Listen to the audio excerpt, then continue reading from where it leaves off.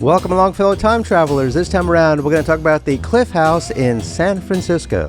Before I begin, please like and share the show and subscribe to my channel and hit the notification bell. Now let's begin our journey. The second Cliff House in San Francisco, constructed in 1896 under the direction of Adolph Sutro, stands as one of the most iconic and visually striking incarnations of this historic site, perched above the Pacific Ocean at Point Lobos. Its history and architecture reflect both the ambition of its creator and the cultural vibrancy of late 19th century San Francisco, though its short lifespan was marked by dramatic events. The Cliff House, first built in 1863 by real estate speculator Charles Butler and Senator John Buckley, was a modest wooden structure that served as a fashionable resort for San Francisco's elite. Located on a cliff overlooking Seal Rocks, it capitalized on the breathtaking Pacific views and became a destination for wealthy families, including the Hearsts and Stanfords, who arrived by carriage along the newly constructed Point Lobos Avenue. By the 1880s, however, the original Cliff House had gained a reputation for scandalous behavior, attracting a less savory crowd, if you know what I mean. And so, Adolph Sutro, a Prussian-born engineer, philanthropist, and later San Francisco's 24th mayor, purchased the property in 1883 with the intent to restore its family-friendly appeal. After surviving a dynamite explosion from the Schooner Parallel in 1887, the first Cliff House succumbed to a kitchen fire on Christmas Day in 1894. Undeterred, Sutro, who had made his fortune in Nevada's Comstock lode, which means he was rolling in dough because of all the silver and gold they found there, envisioned a grand replacement. And so he commissioned architects Emile Lemmy and C.J. Colley to design a Victorian masterpiece that would be reminiscent of European chateaus. Construction began swiftly, and the second Cliff House officially opened on February 1st, 1896, coinciding with the debut of Sutro's electric railroad, which made the site more accessible to the working class. The structure, costing $42,000 to build, with an additional $20,000 for interior furnishings, became a symbol of San Francisco's growing prominence and Sutro's populist vision. By the way, that would be around $2.5 million as of the time of this recording. So that was big bucks back then. In any event, it drew over 20,000 visitors on opening day, cementing its status as a cultural landmark. Now let's talk about some of its architectural features. The second Cliff House was a 7-story Victorian edifice, often described as a gingerbread palace, for its ornate and whimsical design, resembling a French chateau. It featured 4 turrets, numerous spires, and a massive central tower, creating a dramatic silhouette visible for miles along the coast.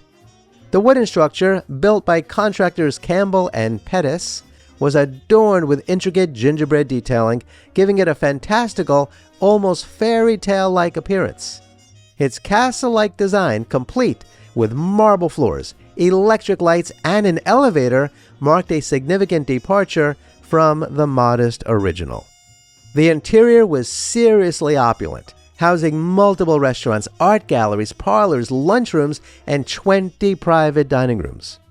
Sutro, a collector of curiosities, displayed stuffed animals, artwork, and historic items from Woodward's Gardens, enhancing the building's allure as a cultural hub. A camera obscura on the 4th floor offered visitors a novel way to view the Pacific, while verandas and settees provided spaces to enjoy the ocean vistas.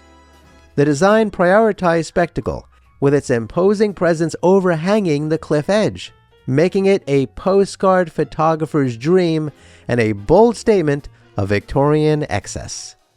Now let's talk about its decline and destruction. Despite its grandeur, the second Cliff House faced criticism for its ostentatious design. Some contemporaries, as noted in the Argonaut in 1907, described its tawdry architecture and ungainly proportions, arguing it clashed with the natural beauty of Land's End. Nevertheless, it thrived as a popular resort alongside Sutro's nearby baths, attracting diverse crowds until Sutro's death in 1898. Now check this out, the structure survived the 1906 San Francisco earthquake with minimal damage, a testament to its robust construction, and it even briefly served as a refuge for displaced residents. Tragically, on September 7, 1907, during a $50,000 renovation, that's a lot of bread back then, it's a lot of bread now, a fire broke out in the basement, reducing the building to ashes in under 2 hours. The blaze, likely caused by electrical issues, marked the end of the second Cliff House after just 11 years. Let's talk about its legacy. The second Cliff House's brief existence left a lasting imprint on San Francisco's cultural memory. Its flamboyant architecture and Sutro's vision for accessible leisure shaped the city's identity as a place of innovation and spectacle. After the fire, Emma Sutro Merritt, Sutro's daughter, commissioned a more restrained, neoclassical replacement in 1909 designed by Reed & Reed, which forms the basis of the current structure. Today, the second Cliff House is remembered through photographs and postcards, and videos like this, its whimsical design evoking nostalgia for a bygone era.